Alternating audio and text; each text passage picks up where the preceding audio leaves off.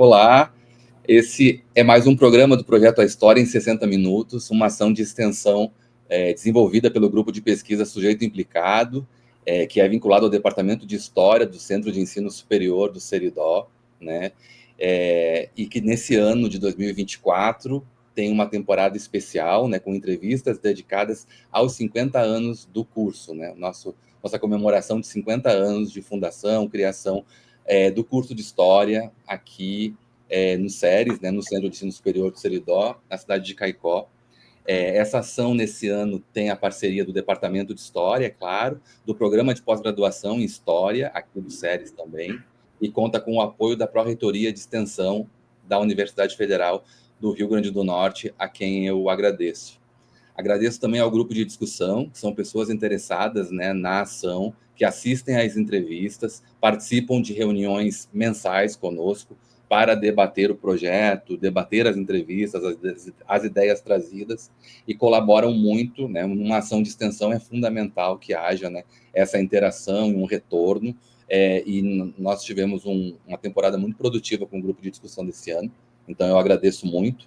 Nós havíamos, inclusive, encerrado essa temporada de uma certa forma, né, considerando que já era o final do ano, já era o mês de dezembro, mas nós nos valemos do calendário da Universidade Federal do Rio Grande do Norte para continuar comemorando por mais algum tempo e termos a oportunidade de ouvir mais pessoas convidadas importantes que passaram aqui pelo SERES, né, professores do curso, egressos do curso, enfim.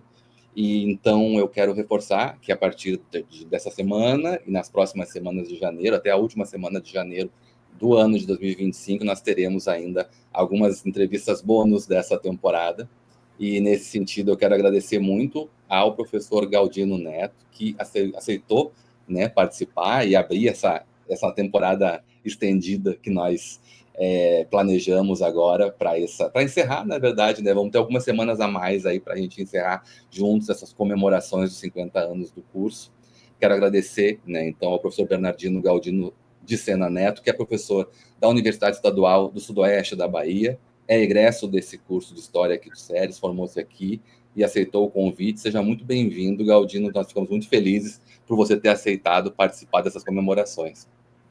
Olá, professor Evandro. A satisfação é minha, né? Então, assim, quando o convite chegou, eu fiquei bem lisonjeado, né? Fiquei pensando assim, olha, 18 anos depois que eu saí do curso, né? Uma vez que eu entrei em 2002 e saí primeiro semestre de 2006, né? Então, 18 anos depois, eu voltar para esta casa, porque eu estou me sentindo voltando para casa, né? Para poder falar um pouco sobre essas experiências. Então, é uma satisfação enorme, né? Eu estou bem feliz com a oportunidade, eu que agradeço esse momento, viu? Que bom, que bom. Ficamos felizes que esse momento tenha sido possível. E eu gostaria de colocar a primeira pergunta nesse sentido mesmo, assim, tentando voltar lá para o começo, e gostaria de ouvir um pouquinho sobre a sua experiência, né, nesse processo formativo aqui no SERES, ouvir um pouquinho sobre o seu ingresso no curso de graduação de História do SERES, memórias dessa época, desses anos de formação, professores, amigos, colegas, enfim, né, e sobre oportunidades que o processo de formação no curso de História abriu para você naquele contexto. Então, pois é, quando eu me vejo com uma pergunta dessa, com uma questão dessa, né, de pensar o ingresso, então, são muitas memórias e a gente se preocupa, né, o que é que eu vou abordar, então, eu precisei durante esses dias pensar, né, que recorte eu ia fazer, logicamente o recorte não pode ser outro que não seja a origem mesmo de o porquê de eu ter chegado lá no curso de História, e aí eu não posso iniciar sem falar de uma questão que foi fundamental, porque qual é o meu contexto, né, entender um pouco desse contexto. Eu filho de agricultores, né? Morei na zona rural até os meus 24 anos, mais ou menos. Então, naquele contexto, o terminar os estudos, como se dizia lá, era ter a quarta série do ensino primário, né? Naquele contexto do ensino fundamental de 8 anos. Então, concluir a quarta série lá na zona rural era o ápice, né? Então, você estava formado. E aí eu lembro que e sempre me traz emoção quando eu penso, porque foi uma questão que me tocou muito, foi que quando em 89, não é, 89, eu concluí essa quarta série, e à época minha família não tinha condições de deslocar os filhos para a zona, para a cidade para estudar, e naquele momento havia ali uma conformação, né? Então, concluí os estudos com a quarta série. 2 anos depois, 92, né, nessa política de governo, aparece aí a prefeitura manda para lá um um projeto de levar esses estudantes da zona rural para a cidade, e aí eu retomo os estudos, né? Aí, naquele contexto ainda dos anos do ensino fundamental de 8 anos. Então, concluo lá, né, com aquela dificuldade de morar na zona rural e ter que estudar na cidade, então, com uma série de precariedades, mas assim a gente conclui o ensino médio. Mas um elemento que me faz mesmo apontar em direção à universidade, apontar em direção à licenciatura, foi um programa que eu não posso deixar de mencionar, que é o Pronera, né? Então, é um programa que era vinculado para a educação, desde na reforma agrária, e eu lembro que uma vez eu estava lá na zona rural e chegou um presidente do sindicato lá, dos trabalhadores rurais, perguntando se eu tinha interesse em me dirigir para Caicó para fazer uma formação para atuar nesse Pronera, né? Isso em 99. Eu, né, aceitei de antemão, mas assim, eu não sabia exatamente o que vinha pela frente, né? E esse contexto ele foi decisivo para mim, pensando a universidade, porque nós fomos para Caicó, era um grupo de pessoas de vários municípios ali do Seridó, e nós ficamos 15 dias em Caicó fazendo uma formação, né? Esse Pronera, o que eu consigo lembrar do Pronera, de gestão do Pronera naquele contexto, é que eram professores ali do curso de pedagogia, do SEDES, né? Eu lembro da professora Grinaura, lembro do professor Camilo, né? E naquele contexto de 15 dias de formação, nós voltávamos à nossa zona rural para ingressar em sala de aula, né? Então, aí você veja aí, pessoas que não tinham experiência nenhuma, passa ali por um processo formativo de 15 dias e chega ali no campo de trabalho, né, numa sala de aula para alfabetizar adultos. Isso foi um desafio enorme. Foi um desafio enorme porque a gente meio que, eu pelo menos não sabia exatamente o que é que me esperava, né? Então eu chego ali naquela sala de aula e aí foi a minha primeira experiência com sala de aula, porque eu comecei ali a alfabetizar adultos, mas aquilo me despertou um desejo que eu não sabia, né? Me despertou algo que me apontava para a docência, né? Então, involuntariamente ali eu estava construindo algo que ia contribuir aqui diretamente e se ligar à minha história de vida, né? Então, eu lembro que aí um ponto que é interessante, quando a gente volta depois de 1 ano e meio participando desse Pronera enquanto monitores, professores, a gente volta a Caicó para um processo de avaliação. E eu lembro que naquele contexto, no encerramento dessa avaliação, isso já foi nos anos 2000, eu lembro quando os professores da UFRN envolvidos ali fizeram uma dinâmica e perguntaram, né, quem daqui interessa pela licenciatura? E naquele momento, eu lembro que eu e um colega meu de Serra Corá levantamos a mão. Né? Então, nós ali já percebíamos que era a licenciatura que a gente queria, era ser professor. Né? Então, isso foi um divisor de águas na minha vida, né? Esse contato com o Pronera, esse contato com essa alfabetização já os adultos no campo.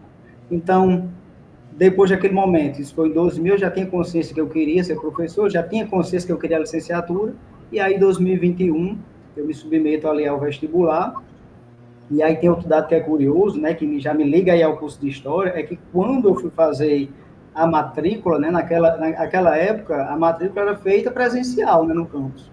Sim. E aí eu me desloco para Caicó para fazer no último dia de inscrição. E naquele contexto eu tinha lá uma queda muito grande pelo curso de letras, né? Então eu lembro que eu cheguei no campus Caicó e disse à secretária lá que estava fazendo as inscrições, eu disse, eu quero me inscrever em letras. Ela disse, mas letras só tem no campus de Currais Novos, o senhor teria que se deslocar para lá. E não havia tempo para isso, né? Então, nesse contexto, eu olho lá a lista de cursos disponíveis e optei por História, né? Não sei exatamente ali qual foi o critério que eu utilizei, não lembro, mas optei por História e ingressei no curso de História, né? Então, uma memória muito forte aí que me vem é quando da minha aprovação, né? Naquele contexto, em 2021, nós, enquanto filhos de agricultores, eu lembro muito bem que no dia que eu recebi a aprovação do vestibular, à época, para você ter noção, professor, a gente tinha lá na zona rural um celular que ele funcionava, em alguma parte mais alta você tinha que subir em uma cadeira para atender, né? E aí eu lembro que uma prima minha, que já fazia faculdade, ligou para mim, e você foi aprovado.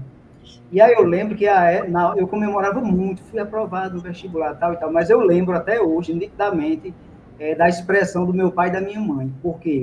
Qual é a leitura que eu faço hoje deles? Não tinham consciência do que estava acontecendo. Eles não tinham consciência porque, naquele contexto, como eu já mencionei, o se formar e terminar a quarta série, né? Que eles não têm. Acho que meu pai e minha mãe ficaram ali no 3º ano primário. Então, eles não estavam entendendo o que estava acontecendo. Eu muito feliz, né? E tal e tal.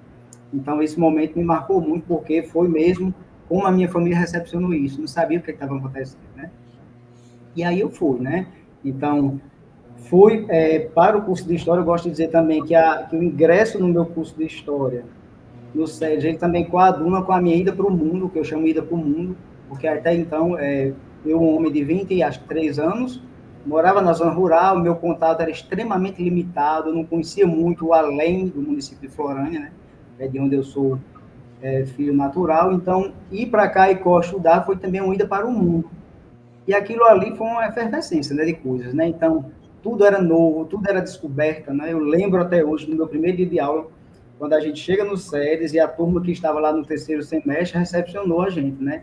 Eu lembro muito bem que quando a gente entra na sala, eles estouram um balão, e esse balão, eu acho que tem farinha de trigo, não sei. Mesmo a gente, né, naquela pegada de recepção dos calouros, e aquilo foi uma festa, né? Então, tudo foi muito novo, né? Era um momento de descoberta, era um momento, eu lembro que 15 dias depois, eu já estava no curso, eu era uma empolgação só, porque eu estava vivenciando coisas que até então eu sequer tinha consciência que existia, né? Então, eram leituras muito, muito distantes da minha realidade, eram discussões já ali na universidade muito efervescentes, e aí eu ficava me perguntando, gente, mas que espaço é esse, né, que eu estou? Então, essas memórias iniciais, elas são bem marcantes, não é? Dentro do curso, né, assim, aí eu penso que esse meu ingresso, quando a gente pensa assim, ingresso, memórias, oportunidades, eu penso que esse ingresso no curso já foi para mim uma oportunidade, porque foi uma oportunidade de romper com com aquele círculo ali familiar que era se constituir na zona rural. Não estou tirando o mérito disso, que é muito bom, mas você ficava naquilo e só tinha aquilo, né? Então, essa ida para o mundo, para mim, essa ida para o curso de História já foi uma oportunidade da minha vida, eu faço essa avaliação. Então, dentro do curso, e aí tem um ponto importante, né? Dentro do curso eu sempre fui um estudante trabalhador. Por quê, né? Porque em 2000, antes de fazer o vestibular, eu já tinha passado em um concurso do Estado, né? Um concurso de nível fundamental, então eu já era funcionário de escola. E aí, nesse contexto, eu precisei transferir esse meu emprego, que era em Florência, para Caicó, e aí eu sempre tive que dialogar com esse lado do estudante trabalhador, que tem aula pela manhã, que sai da aula, já vai para a época eu trabalhava na diretoria regional de educação, então já ia para o trabalho, e aí eu só tinha noite para fazer estudos, né? Isso até gerou aquele hábito de estudar na madrugada, né? Que isso me acompanhou até o meu doutorado, né? Então eu só conseguia produzir mesmo de madrugada, porque foi um hábito mesmo construído pelas condições materiais que eu tinha, né? Então, faculdade de manhã, trabalho à tarde, estudo à noite, né? Esse dado é um dado importante dentro do curso de História para mim, porque, veja, o estudante trabalhador, é o que nós vivenciamos hoje em dia também, é aquele estudante que ele tem menos tempo, né? E por uma questão de sobrevivência, ele precisa trabalhar, ele acaba tendo menos vivência acadêmica. Eu digo muito assim, que minhas vivências acadêmicas, elas foram reduzidas por essa condição. Por exemplo, eu não participava de congressos, né? No curso de História eu não tinha oportunidade de participar de congressos, de viagens. Por que eu não tinha? Porque eu tinha que trabalhar. Embora fosse um vínculo público, eu não tinha como simplesmente eu vou viajar 2 dias para uma viagem de estudo, por exemplo. Eu lembro, inclusive, que eu acho que eu participei de uma única viagem de estudo, que foi para Natal, para conhecer ali o Forte dos Reis Magos, e foi só essa, pelo menos que eu lembre. Então, não tinha essa oportunidade. Eu gosto de dizer também que esse fato de ser estudante trabalhador também dificultou outras coisas. Por exemplo, à medida que eu não tinha condições de participar de congressos, de eventos científicos, essa perspectiva da escrita acadêmica também ela diminuía, porque eu não era estimulado a isso, eu não estava naquela roda de discussão, de apresentar trabalho, então eu tive também essa deficiência, que foi não ter acesso, por não ter disponibilidade de tempo, e aí, em contrapartida, eu não desenvolvi esse lado de escrever artigo científico e tal e tal. Então, essa é uma questão também que eu acho importante, mas que me constituiu enquanto ser humano, inclusive, depois pensando nessa questão da sobrevivência, dessa necessidade de se manter, de estudar e se manter, né? Isso reverbera até hoje, né? Quando a gente encontra aqui estudantes aqui no curso de pedagogia onde eu atuo, eles trabalham o dia todo, né? Então, a gente acaba tendo um olhar mais sensível, porque entende que é muito difícil, né? É diferente daquele estudante que está ali na universidade, que consegue concorrer a editais de bolsa, que ficam ali mesmo imersos, né? Então, para quem tem que trabalhar é diferente. Mas, né, ainda falando desse ingresso, dessas memórias, tem 3 coisas no curso de pedagogia, eu fiquei assim, querendo elencar, o que é que de fato me marcou. E foram muitas coisas, né? Muitas coisas dentro do curso de História me marcaram, e muitos professores, mas aí eu fiquei pensando em elencar 3 momentos que eu digo que foram decisivos para a minha constituição enquanto sujeito, enquanto estudante, enquanto futuro profissional, eu vou mencionar aqui, né?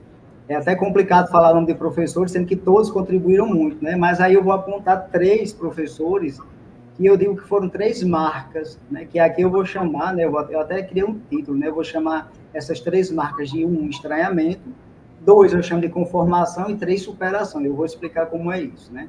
Lá no primeiro semestre, eu tive uma disciplina de metodologia e trabalho científico, que era ministrado pela professora Regina Celli, né? Ela está na UFCG atualmente. Então, por que é que eu digo que isso aí foi um estranhamento para mim? Porque naquele contexto, né, nós vimos daquele ensino que o bacana era fazer uma capa desenhada com flores e trabalho de língua portuguesa. Tacava lá para o professor, né? Então, compreender que a escrita acadêmica ela tinha um rigor, tinha um modo de fazer, né? Tinham regras, isso foi um divisor de águas para mim. Naquele momento me causou um estranhamento, né? Eu disse, mas o que é isso, né? Então, aí eu lembro que a professora Regina explicava ali como fazer uma resenha crítica, como fazer um resumo acadêmico, e ia passar aquele modo de escrever academicamente. Então, para mim, a priori foi um estranhamento, mas eu entendi que era naquele espaço ali a coisa tinha que fluir para os caminhos, né? Então, você abandonar aquilo que você conhecia de produção de conhecimento, que você também não sabia que era produção de conhecimento, né? Você fazia, né, dentro das disciplinas escolares, para pensar um tipo de escrita acadêmica, né? Isso foi tão marcante na minha vida, professor, que durante alguns anos depois eu fui professor de metodologia científica. Eu passei a gostar, né, da metodologia científica. Sim. Eu acho que eu trabalhei por 2 ou mais anos mesmo na disciplina de metodologia, tanto em instituição pública como privada. Então, é uma coisa que eu trago até hoje. O segundo momento, que eu chamo de conformação, né, ele tem a ver exatamente com o 5º semestre do curso, né, e tinha a ver com a disciplina Teoria da História, né. Eu lembro que à época, o discurso que tinha dentro da universidade dos nossos colegas que estavam ali mais adiantados era o seguinte: se você passar do 5º semestre, você conclui o curso. Isso causava um desespero na gente, né? Então, eu lembro que tem uma colega minha, Adriana Cristina, ela era de um semestre à minha frente, e uma vez ela me disse lá no pátio, assim, a disciplina Teoria da História, ela é muito difícil, vocês passarem dela. Então, aquilo causava um pavor na gente, né? Eu lembro que eu, juntamente com alguns colegas, a gente dizia, meu Deus, essa disciplina vai chegar ao 5º semestre. A gente começou a ter até medo do 5º semestre. Mas aí qual foi a questão, né? Quando chega o 5º semestre, com a bendita disciplina Teoria da História, quem é que aparece para ministrar? É o segundo professor que eu não posso deixar de fazer menção, professor Iranilson Buriti, né? Professor Iranilson Buriti, com a disciplina Teoria da História, ele desconstruiu todo o pavor que nós tínhamos, né? Então, assim, a gente vai pegar... qual é a lição, inclusive, que eu tirei disso? Que eu levo muito isso hoje para a minha prática. Não é o conteúdo, é a forma. Porque nós tínhamos pavor, né? Eu estou falando um pouco rápido, né? Mas eu sou meio acelerado assim mesmo, qualquer coisa. Qual era a questão? O conteúdo em si ele é muito denso, Teoria da História. Mas a forma que ele era abordado, de fato, era cativante, era motivante. Eu lembro que quando a gente dizia, hoje é dia de aula de Teoria da História, aquele terror que a gente tinha se transformava num momento de alegria. Era o professor Iranilson. Então, a forma que ele conduzia era muito leve, era muito sábia e era muito leve. Então, eu lembro, inclusive, que assim, acho que uma semana depois de aula, eu dizia, nossa, mas era isso tudo que falavam mal da Teoria da História? E não é isso. Então, assim, a forma que o professor abordou foi uma coisa que me marcou muito e que eu levei muito essa marca comigo, né? Como pegar um conteúdo, por mais denso que seja, como é que você dialoga com ele, né? Então, você vai ter ali, não é, no contexto da Teoria da História, eu lembro de um texto que o professor apontou, não lembro agora quem é o autor, depois de 18 anos, mas é um texto sobre Marx e o materialismo histórico dialético, né? Foi um texto que, naquele contexto, olha, para mim, ele foi um divisor de águas também, porque aí eu ia pensar, né?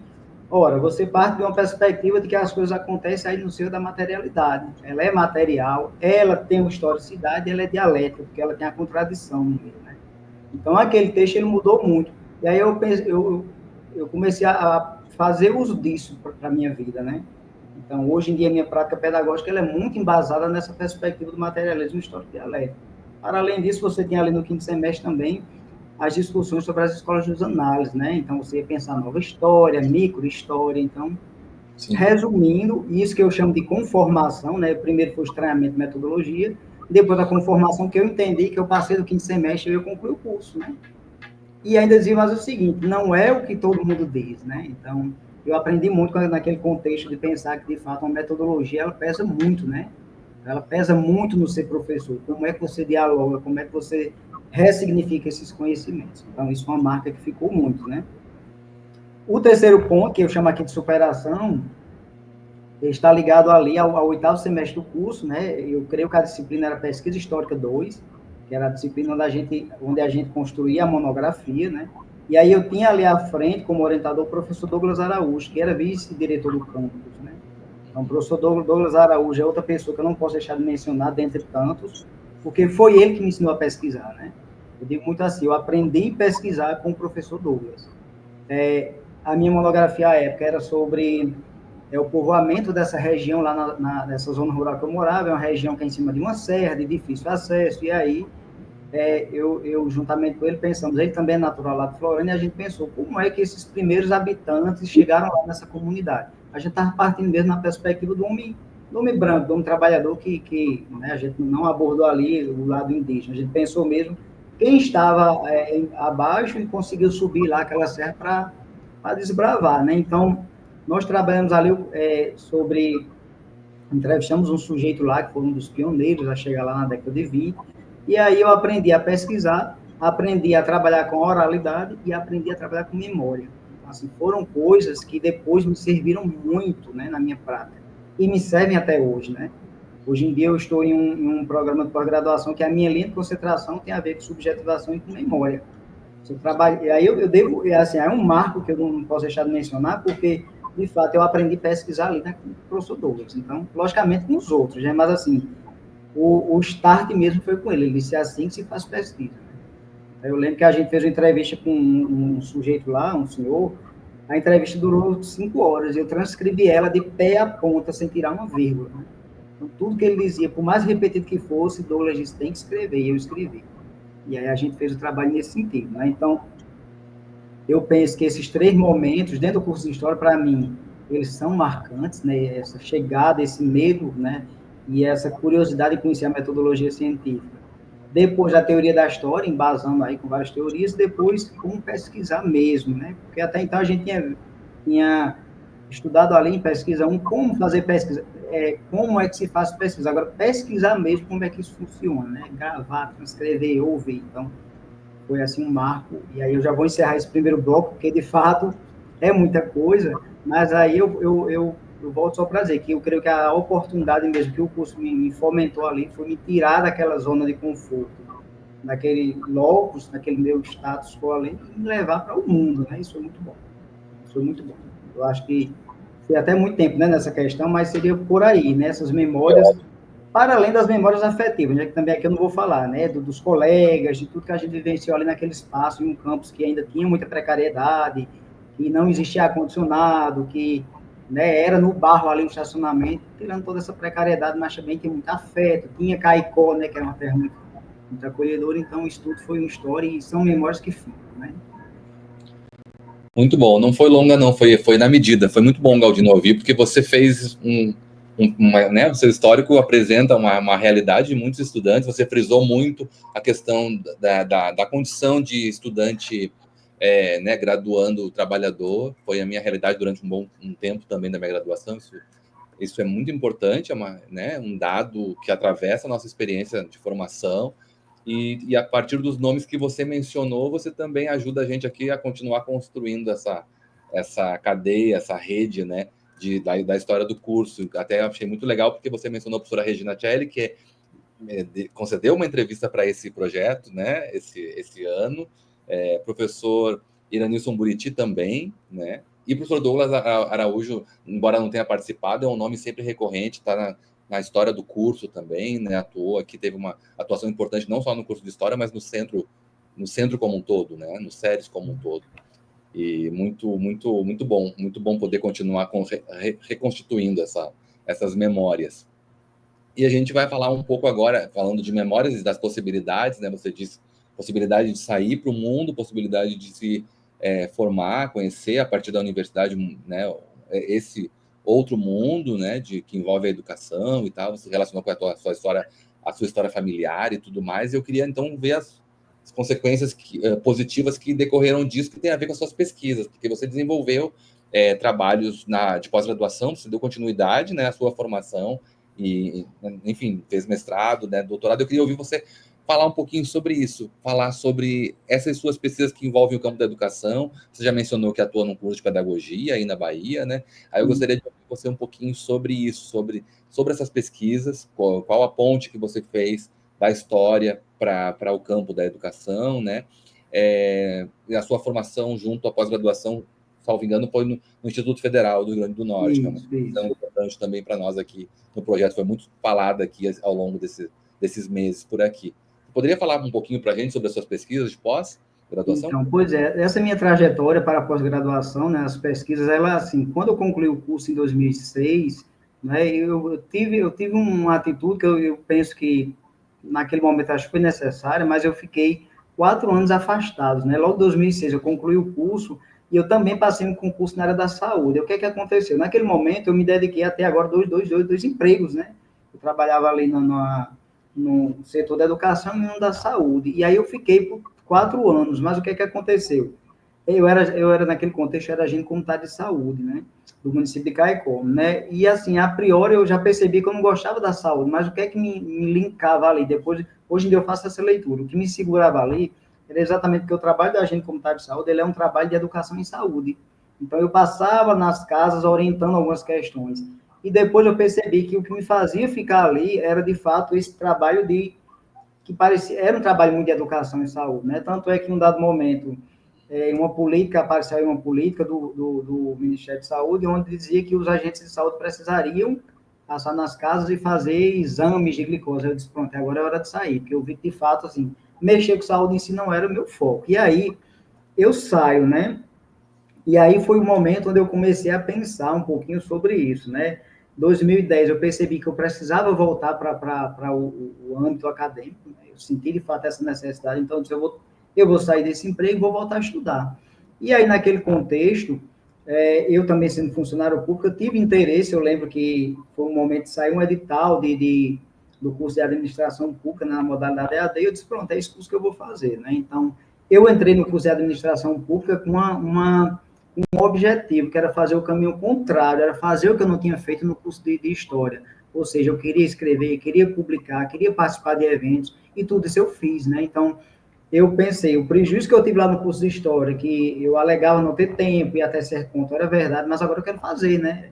O curso, ele é na educação à distância, eu vou fazer. E aí eu passei a escrever bastante, e foi ali em 2011, 2012 que eu comecei a ter alguns textos publicados, e foi aí um caminho sem volta, né? Eu gosto de dizer que essas minhas pesquisas, eu gosto sempre de pensar que minhas pesquisas, elas têm até o doutorado, elas tiveram dois focos ali. Primeiramente, no curso de História, foi pensar essas raízes, essas origens, né? Que foi estudar um espaço onde eu me constituí enquanto sujeito, né? Então, aquele ali era um elemento de superação, era um elemento de movimento, eu entender como aquela comunidade que eu nasci, que me criei ali, ela se constituiu. Então, minha pesquisa ali inicial foi mesmo pensando essa comunidade, mas lá quando eu cheguei no segundo curso de graduação em administração pública, eu já pensei em pesquisar uma vivência minha, né? Eu gosto de dizer que é assim, na história eu estudava as raízes do meu ser, e ali já na administração pública eu estudava minhas práticas. Por quê? Porque eu já trabalhava em uma escola, esse período eu tinha migrado para uma escola, e eu já participava de um negócio chamado conselho escolar. E aí, nessa minha prática, eu era conselheiro escolar, me veio a curiosidade de entender como é que se dava em nível de Estado, né? E aí eu passei a fazer pesquisa sobre colegiado escolar, sobre gestão democrática, né? Sobre gestão participativa. E aí fiz essa graduação pensando o colegiado escolar de uma escola, fiz uma especialização em gestão pública, pensando o conselho de saúde, que também era um lugar que eu tinha trânsito e eu tinha curiosidade em saber. Lá no mestrado, eu já migro para conselho de classe dentro do Instituto Federal, por uma vivência minha lá dentro do Instituto Federal, enquanto tutor. Eu percebi que lá tem um conselho que ele era muito diferente do que era posto na rede estadual, então eu passei a estudar como é que acontecem esses processos de gestão democrática, de gestão participativa dentro do colegiado escolar do Instituto Federal. Então, eu saio da rede estadual para a rede federal para estudar. E aí faço, né, um trabalho sobre o conselho de classe do Instituto Federal de Caicó. E aí, no ato da conclusão do meu mestrado, eu percebi o seguinte: eu estava pesquisando conselho de classe, que é um espaço que dialoga sobre o processo de ensino e aprendizado dos estudantes, mas eu percebi o seguinte: lá dentro do conselho existe uma confluência de saberes que me pareceu estranha. Por exemplo, você estava em um conselho de classe que você tinha professores licenciados, professores bacharéis, e aí eu fiquei querendo investigar. E nessa confluência de saberes, será que esse não é um espaço de formação continuada?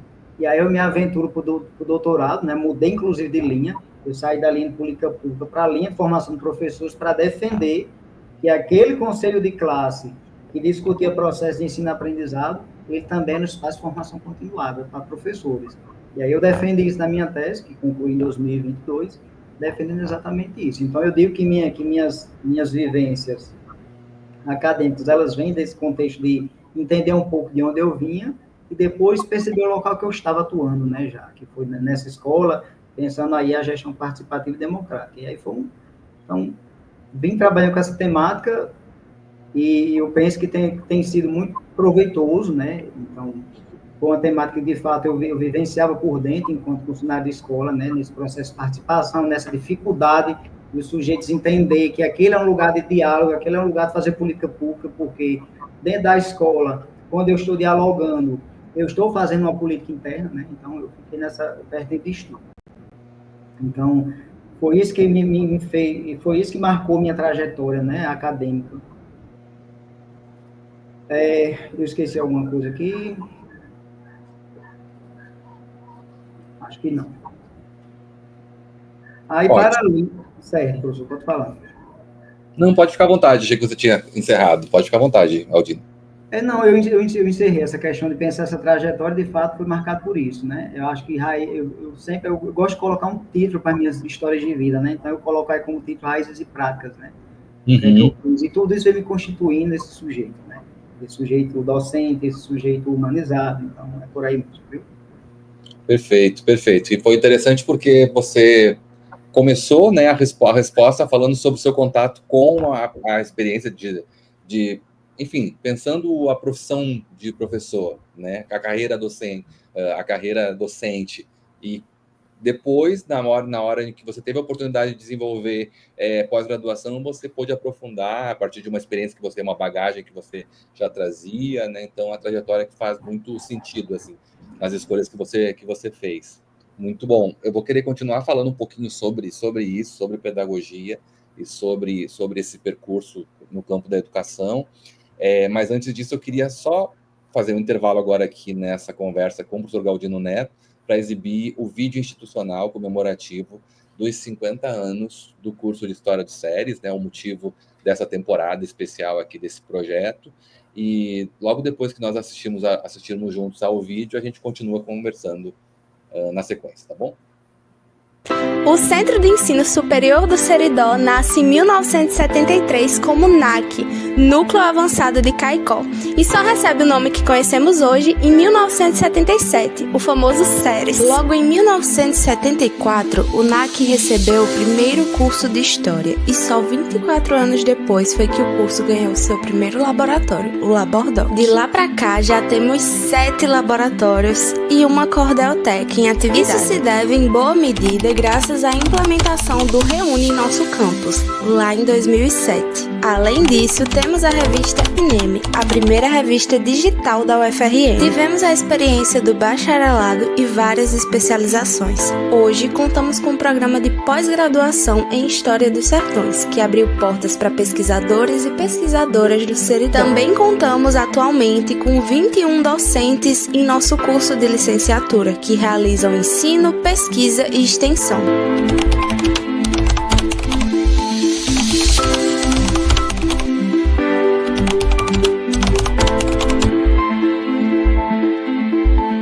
Em Em 2024, nosso curso de História faz 50 anos e celebramos os mais de 1.200 alunos que já passaram por nossas salas de aula e confiaram no poder da educação pública, gratuita e de qualidade para a transformação social.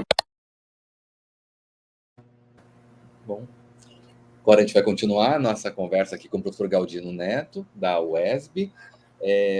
Galdino, eu queria ouvir você falar um pouquinho agora sobre algo que eu até acho que enunciei na pergunta anterior, mas queria focar agora nisso. Queria ouvir você falar, porque assim, no campo aí da história, né, no campo do conhecimento de história, na disciplina, assim, a dimensão do ensino ganhou muito espaço, né, tem um percurso aí de décadas de progressiva importância e valorização, assim, eu acho que tem discussões que nos últimos 10, 15 anos ganharam um espaço que no meu processo de formação na graduação não havia, assim, de fato, uma revalorização das dimensões ligadas às questões didático-pedagógicas mesmo da história e tal, né? E eu acho isso muito importante, tenho certeza que isso tem sido muito importante para a nossa área, para a área se repensar. A gente está colocando outras questões, né, pensando outros problemas, e você tem inserção, né, num diálogo direto com a pedagogia, né, essa grande área que se vincula a todas as demais licenciaturas e tudo mais, e não apenas as licenciaturas, tem outras formas também de educação que são debatidos no campo da pedagogia, e você teve a formação na área de história, um percurso de pós-graduação onde você se voltou para o campo da pedagogia e atua nesse campo hoje. Aí eu gostaria de ouvir você um pouquinho sobre isso, sobre essa atuação e como você relaciona. Você até acho que falou um pouquinho já em algum momento sobre o quanto a história foi importante para que você chegasse ao campo da educação, mas eu queria ouvir você falar um pouquinho mais sobre isso, sobre como a formação como historiador afeta, né, a sua prática no campo da pedagogia. Então, professor, vamos lá. Quando eu falava lá no início sobre essa minha primeira chegada através do Pronera, né, e depois com trabalho em educação e saúde, né, e aí eu penso que, quando eu vou refletir sobre como eu me constituí mesmo na docência, eu fico pensando que lá em 2015, eu acho que 2015, de fato, eu fiz uma reflexão, né, eu já estava atuando ali no curso de administração, né, mas aí eu fiz uma reflexão. O que, de fato, em um dado momento, eu parei para pensar o que havia me levado para o curso de História e o que é que tinha me distanciado dele, né? E aí eu tinha lembrado, mas na época eu queria muito trabalhar com licenciatura, e aí um dos motivos que me fez sair, inclusive, do trabalho em saúde, para migrar para a educação, foi essa necessidade, esse desejo de voltar para aquela minha origem lá, do que é que eu queria fazer, né? Então, eu lembro que em 2015 eu começo a atuar como tutor do curso de História, né? Inclusive, minha atuação no curso de História ela é muito pouca, né? Eu atuei um pouquinho na educação básica, pouquíssimo tempo, depois fui ser tutor de História ali no campus, no Polo da EAD de Currais Novos, e lá, de fato, foi quando eu botei de novo os pés dentro da educação, pensando agora na licenciatura. Naquele contexto, né? Eu já entrei no mestrado em 2016, e naquele contexto também, por uma questão de sobrevivência, eu passei a atuar, né? Minha primeira experiência mesmo na universidade foi na UFRN como professor contratado, mas no curso de administração. Olha que curioso. Então, eu trabalhei em 2017 no curso de administração, 2018 no Instituto Federal também no curso de administração, 2020 na UEPB. E aquilo me inquietava, eu dizia, mas não era isso que eu queria ser professor, mas não era de bacharelado, era de licenciatura. E aí um divisor de águas também foi quando eu estava lá no mestrado, e eu fui pagar a disciplina de estágio de docência assistida. E aí foi de fato que eu entendi que a minha paixão era a licenciatura, não era o bacharelado. E aí eu precisei fazer um movimento, assim, um esforço hercúleo agora para sair daquele lugar que eu já estava atuando enquanto professor de administração, para migrar para a pedagogia, né? Então, 2020 eu ingresso em uma instituição privada para atuar no curso de pedagogia, 2021 na UERN e 2022 na UESB, né? Então, eu digo que, assim, esse movimento foi bastante difícil você se pensar professor de um bacharelado e agora dizer, não, mas o que eu queria mesmo, o meu encantamento é com a formação de professores, né? Então, eu lembro, inclusive, que naquele contexto, eu fazia, meu mestrado e doutorado foi na perspectiva de educação e trabalho, e o que eu discutia lá de base conceitual no mestrado e doutorado não batia em nada com o que eu fazia lá no Instituto Federal, que era trabalhar disciplinas do tipo gestão de marketing, empreendedorismo. Eu tinha pavor disso. Como é que eu vou ensinar uma coisa que nem eu concordo, né? Então, eu precisei sair da lei pela tangente e fui lá para a licenciatura, né? Então, eu gosto de dizer que, assim, que o que a formação do historiador, ela contribuiu, né, para essa minha prática, né, prática que eu chamo de praxis, né, que eu fazia mesmo por dentro, na pedagogia foi compreender, eu gosto de dizer assim, que foi o que a história contribuiu para a minha prática na pedagogia, foi compreender que o conhecimento ele não é único, né?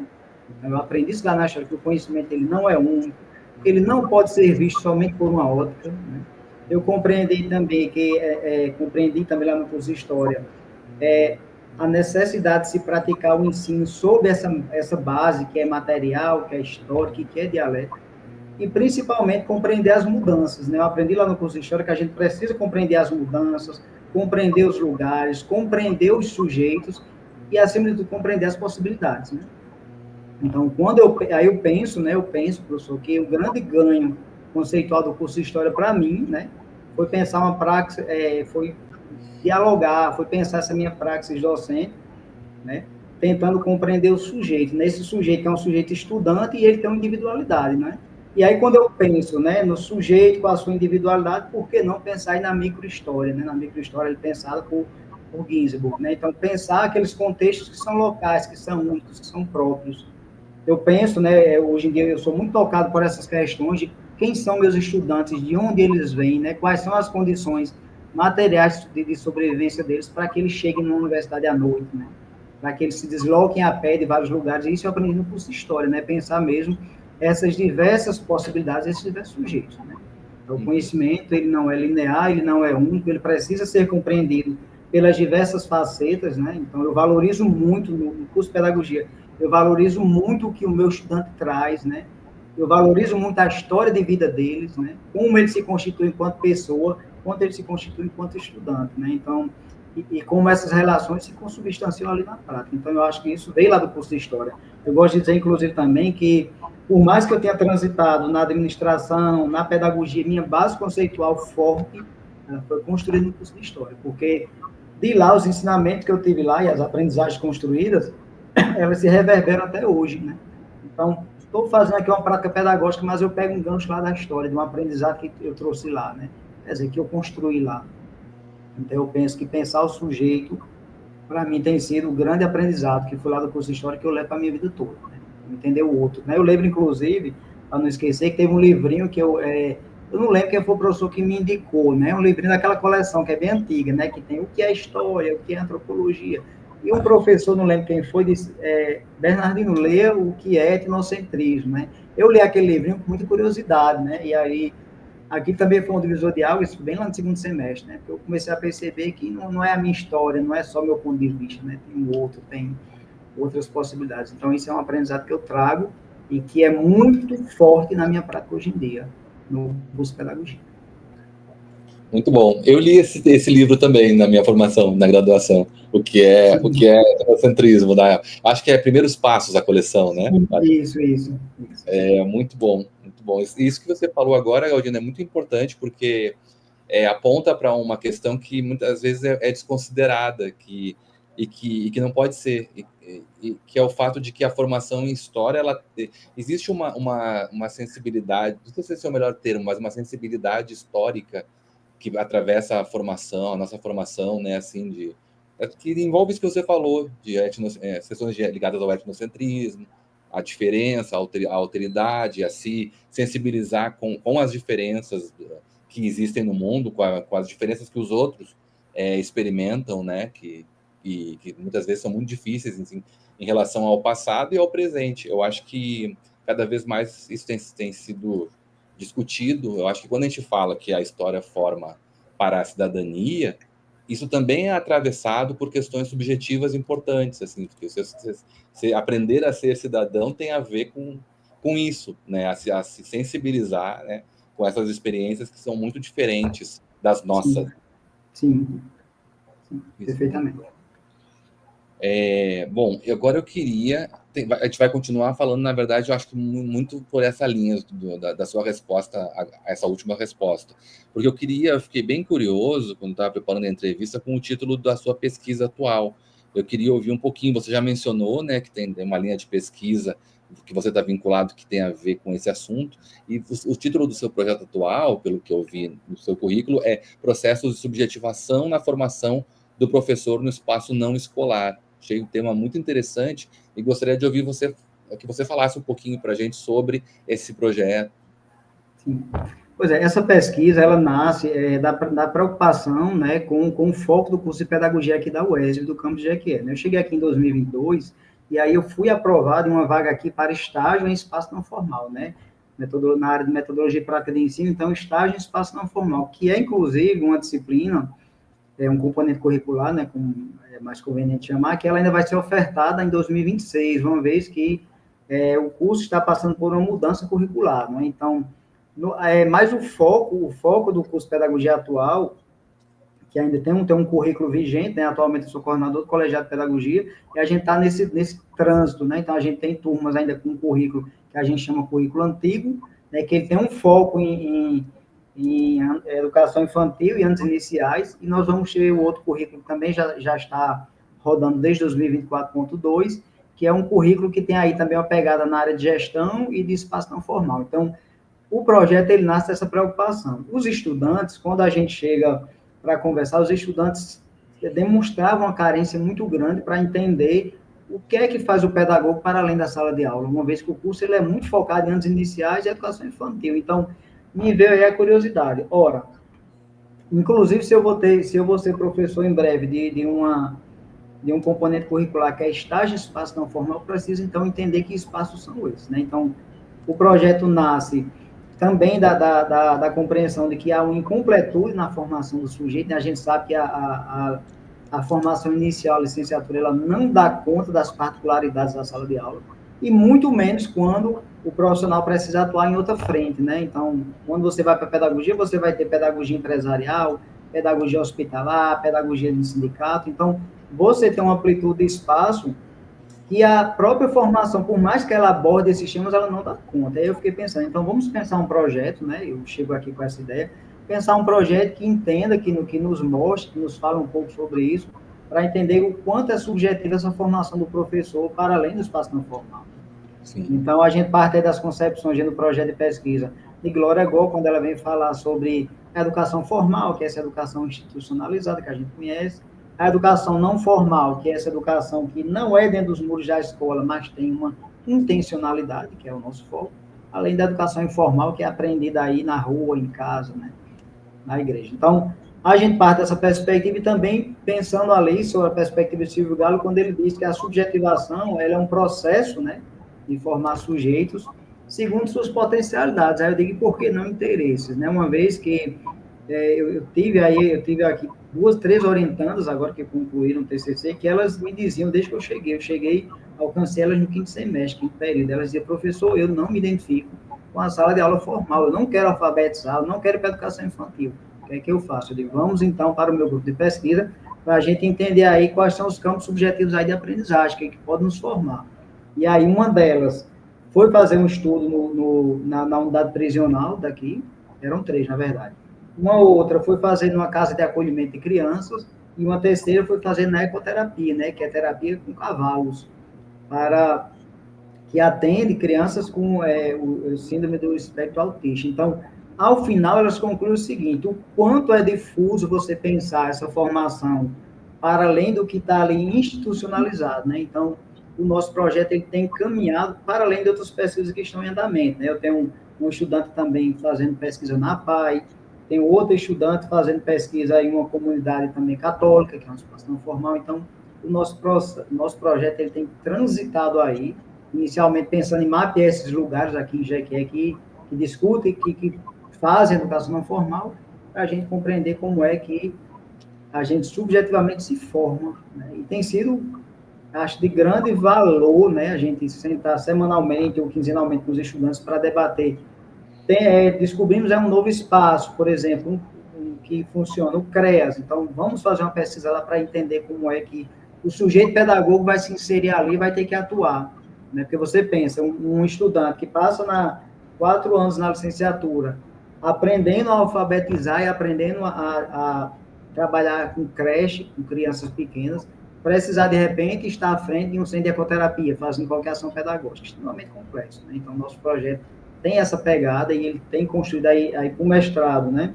No mestrado, eu me credenciei no mestrado esse ano, então eu me credenciei a uma linha que discute exatamente memória, processo de subjetivação, para a gente pensar essas nuances que formam o sujeito para além da sala de aula convencional, que é o nosso mote aqui, é pensar esse espaço para além. Nesse sentido, o projeto. Muito bom, muito interessante. Eu desejo muito sucesso. Acho que está um pouco, então, no começo, né? Você está começando essa... pelo que você falou, tem 2 anos. Desejo muito sucesso aí, porque o tema é muito, muito interessante. Achei muito bom. O título já me deixou curioso e agora a sua fala ainda mais. Galdino, para a gente fechar a entrevista, eu queria colocar ainda uma última questão. Essa questão eu te coloco, ela é totalmente livre, né? Como todas as questões, mas enfim, essa especialmente porque ela é colocada desde o primeiro programa, desde a primeira entrevista, em 2022. E é muito mais no sentido de mapear pontos de vista mesmo sobre o século XXI. Essa pergunta tem essa intenção, né?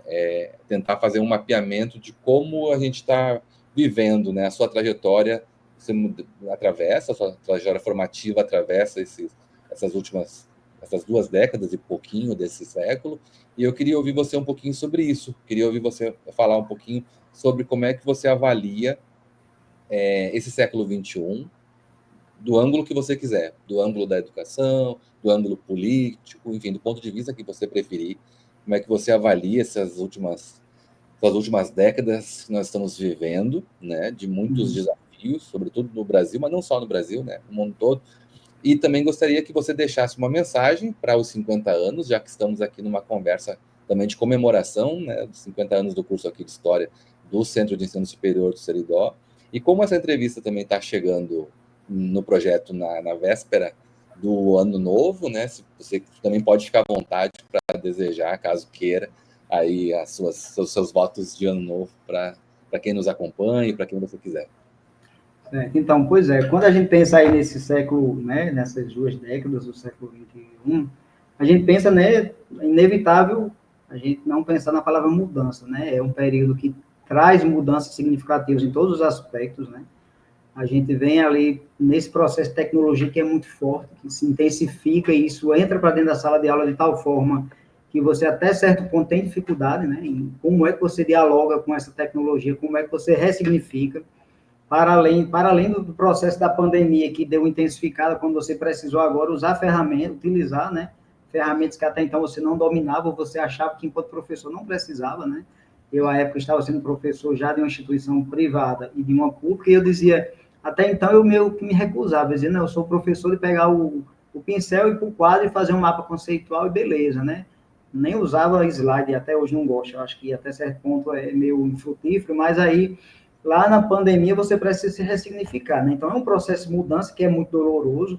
que nos força a ir para um lugar que você às vezes não quer, que naquele contexto eu era muito resistente à tecnologia, mas você vai entender essa mudança como necessária, né? Você chega no contexto atual, você tem um elemento que é preocupante, né? Que é aí a inteligência artificial trabalhando muito, né? Então, e aí a questão não é, com a inteligência artificial eu estou ferrado, não é assim, você precisa entender o que é ela para você poder usar ela a seu favor, né? Esse tem sido um desafio, no meu ponto de vista, né? Quando você pensa no processo de educação, pensando na inteligência artificial, pensando no chat GPT e outros mais, para pensar como é que eu vou me utilizar disso para que eu não seja lesado, né?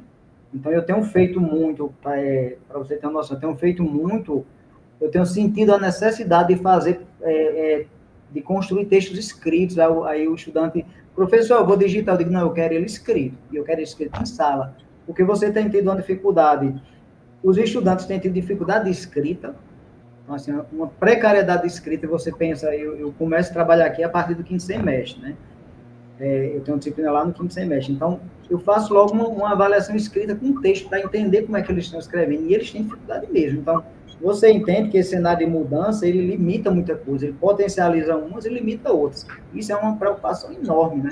Então, como é que você, enquanto professor, você, dentro do processo educacional, vai dialogar ou vai concorrer com a inteligência artificial, que é muito mais veloz, né?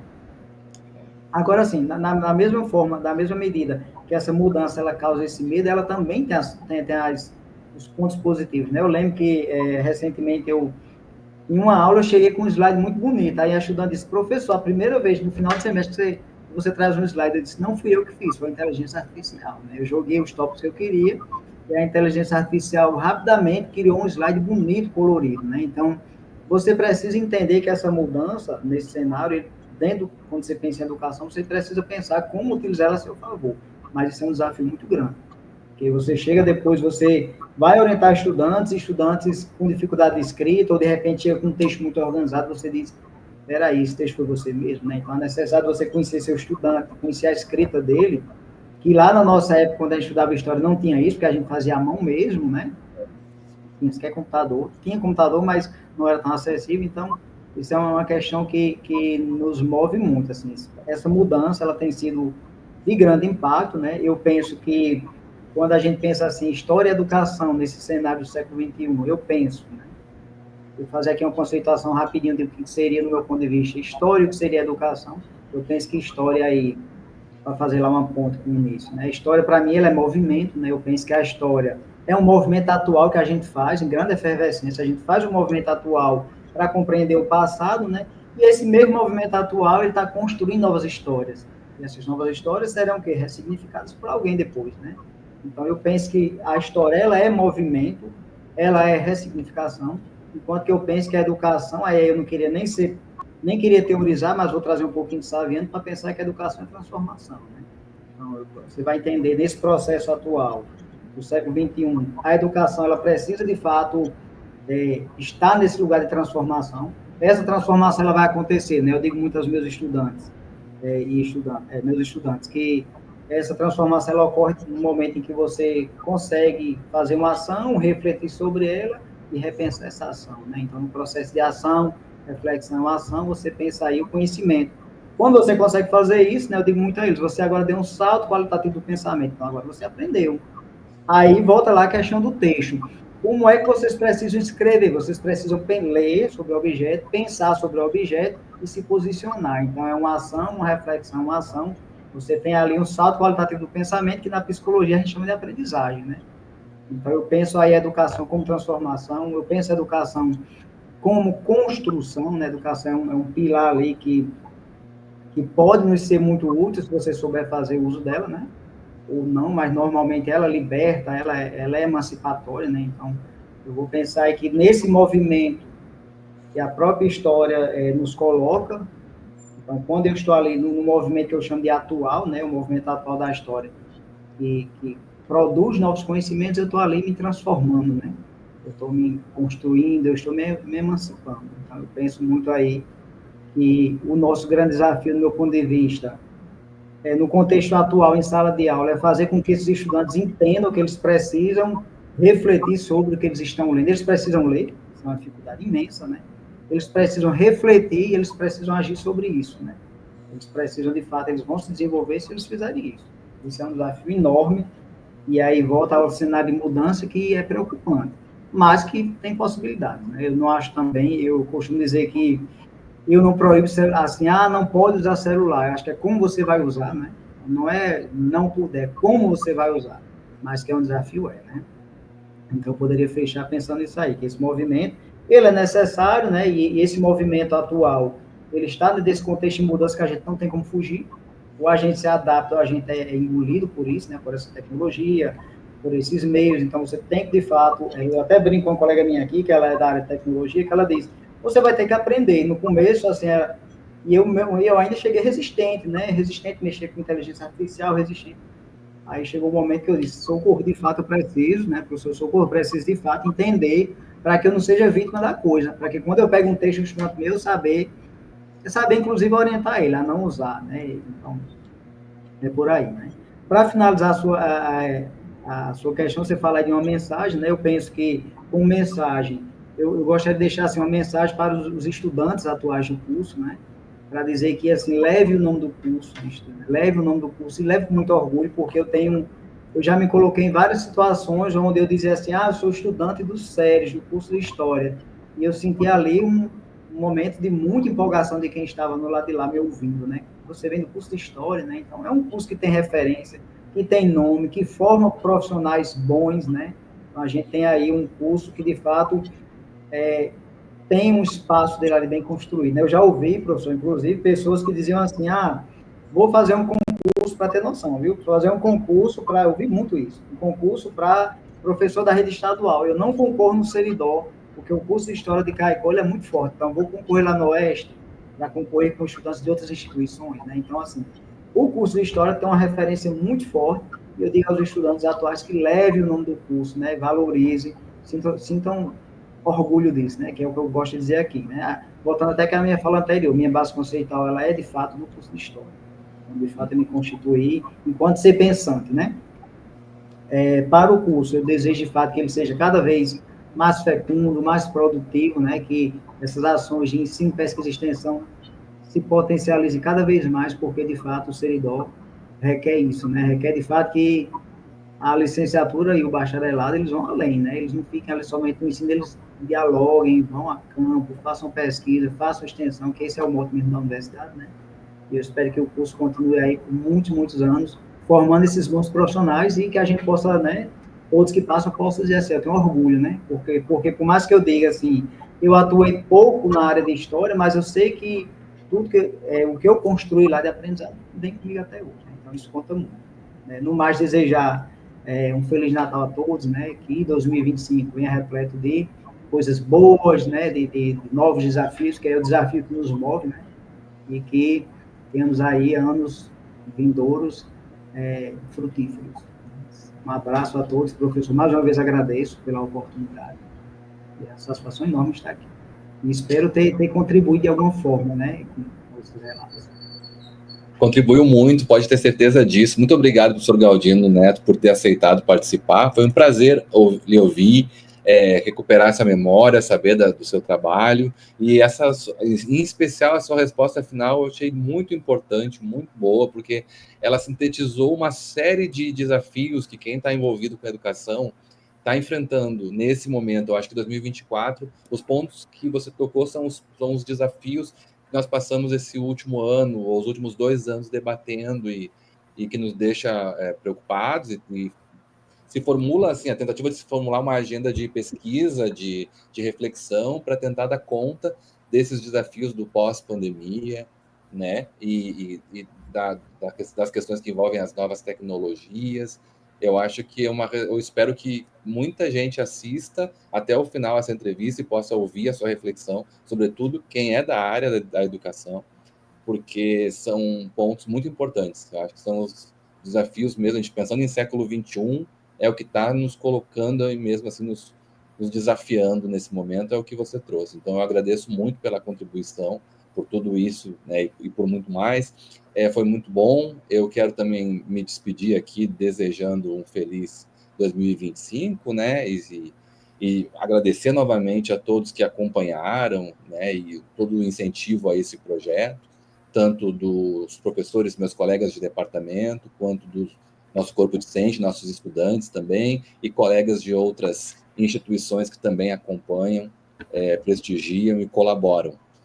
Que 2025 seja muito bom. Eu quero contar com a presença de vocês por aqui também nas próximas semanas. Como eu disse no início, o projeto continua em janeiro. Ainda em janeiro temos algumas entrevistas que vão chegar, sempre às terças-feiras, à 1h30 da tarde, no canal do grupo de pesquisa. A gente, então, fica por aqui, nos despedimos e até o ano que vem. Tchau, tchau. Um abraço.